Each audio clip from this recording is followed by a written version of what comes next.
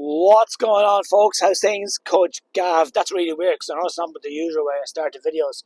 And it's even throwing me off a little bit there. Hey, folks, what's going on? Welcome to the next episode of the Coach Gav podcast. So, just threw a little bit of fuel in the car here in the Jeep. And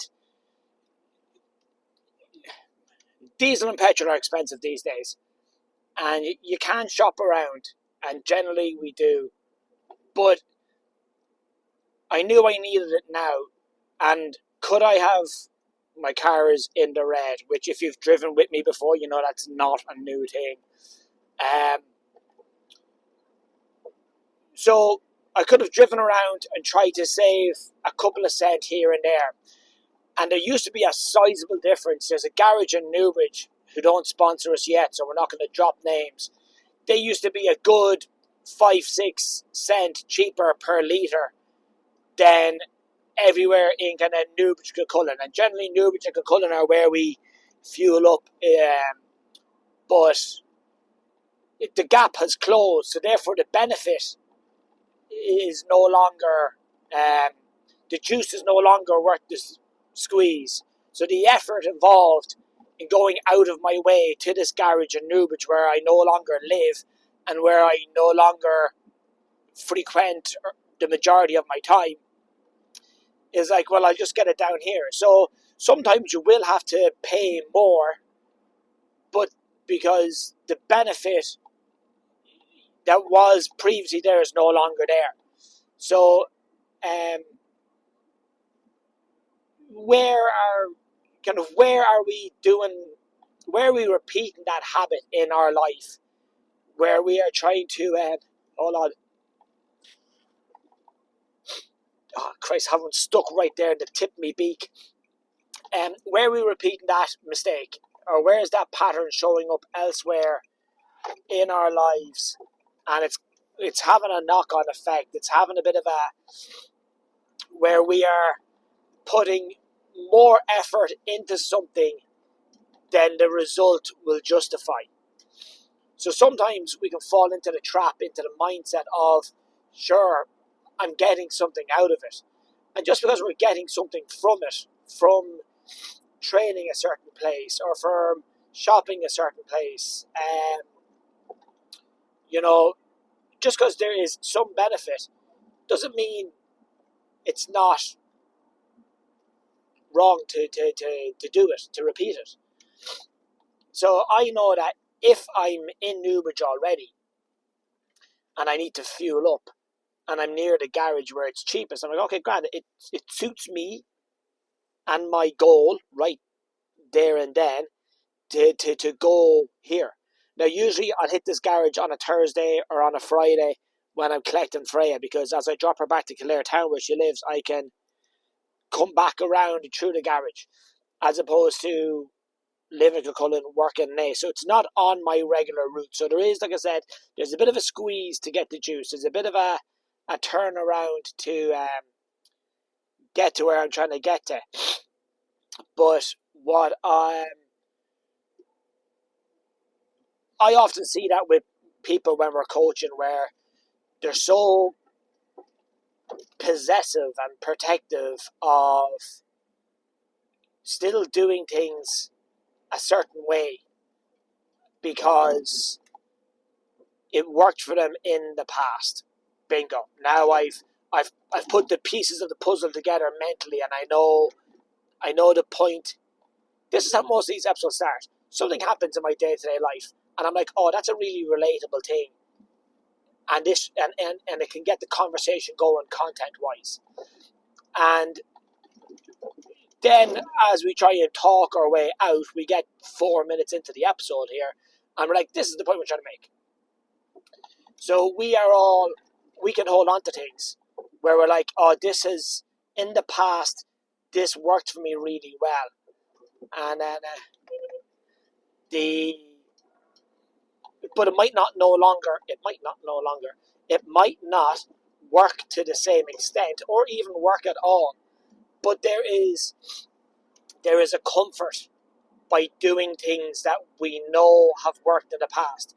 I have a coach, Paul Mort, who I go back to on a regular basis because I know in the past this stuff has worked for me.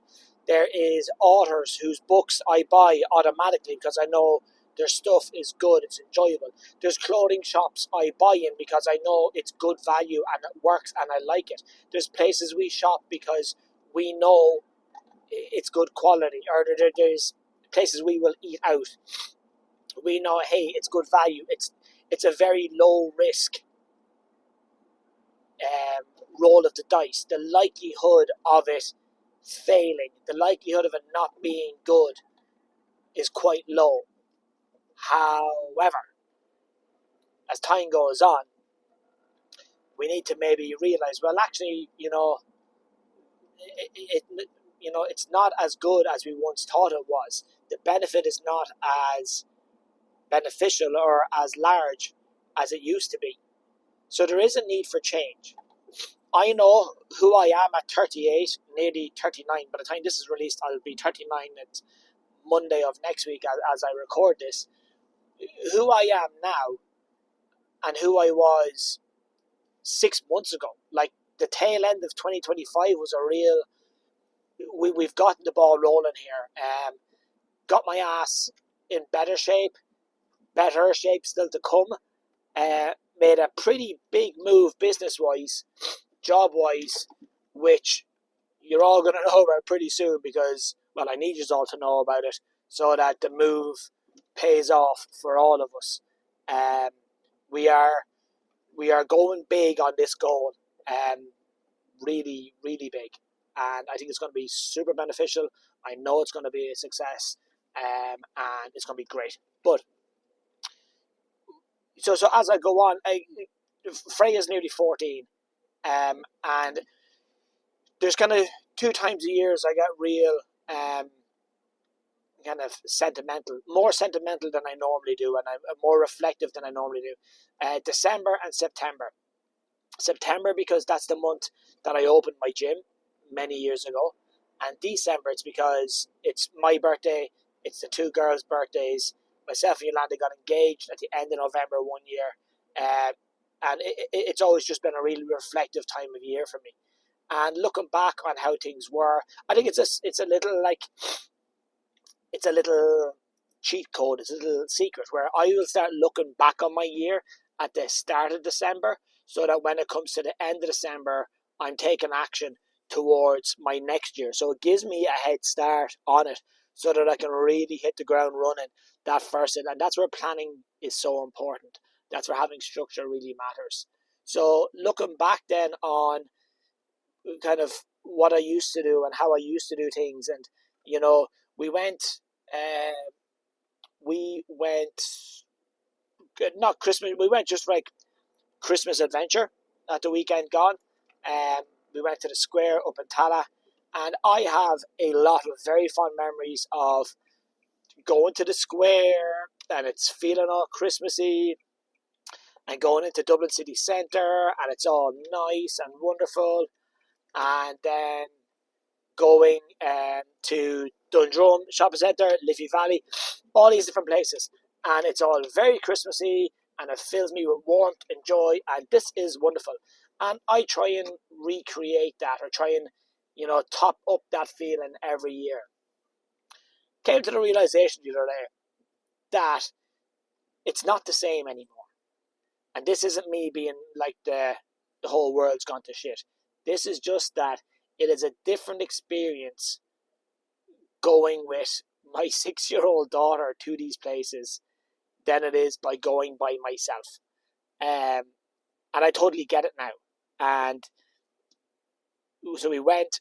Mila's not great with crowds. Mila's not great with other people. And Mila is very direct. Mila, we went into her space. She's like, "Oh God." We're like, "Yeah, hey, we know you're not mad on this. You just want to go."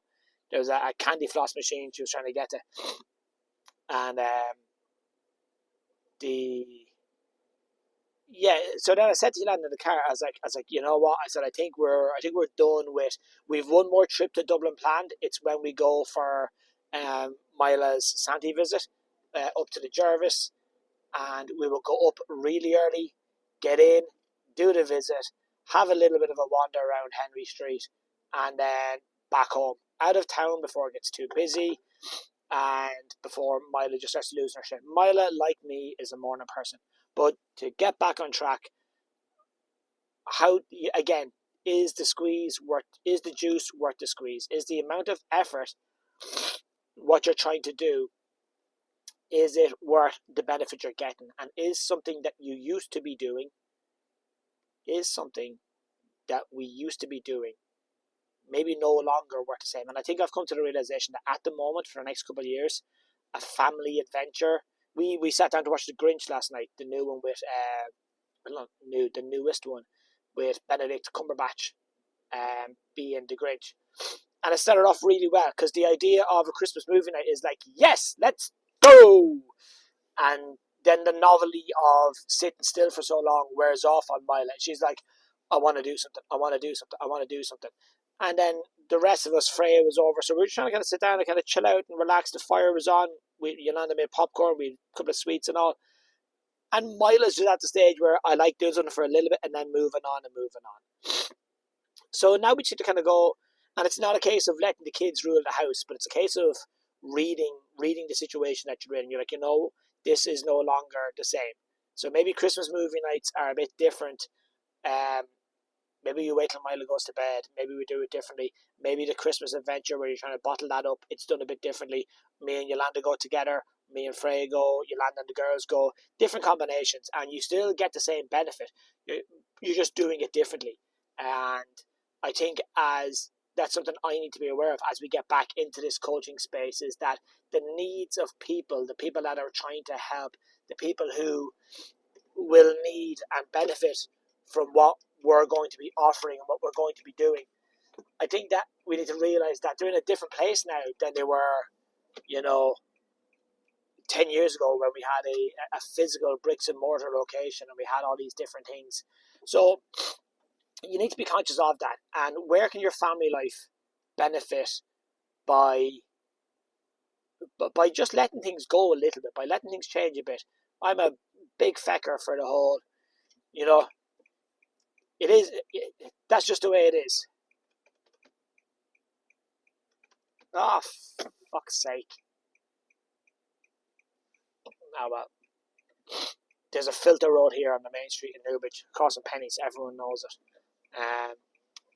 And sometimes just you miss your signal. Woman in front of me just missed that we had the green filter.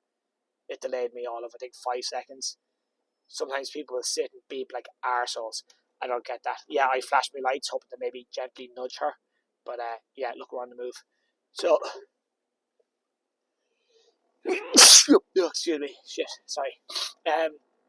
Yeah, so I'm a big, this is how it's always been. But how I was raised 30, 20, 25, 30 years ago isn't necessarily how to go about it. How I raised Freya is going to be different than how I raised Mila. And then that's just how things are. And it's not necessarily a good or a bad thing. Oh, no, the gate in Newbridge. Whoops. Gonna wrap it here. Need my phone to lock in. We will continue this in the next episode.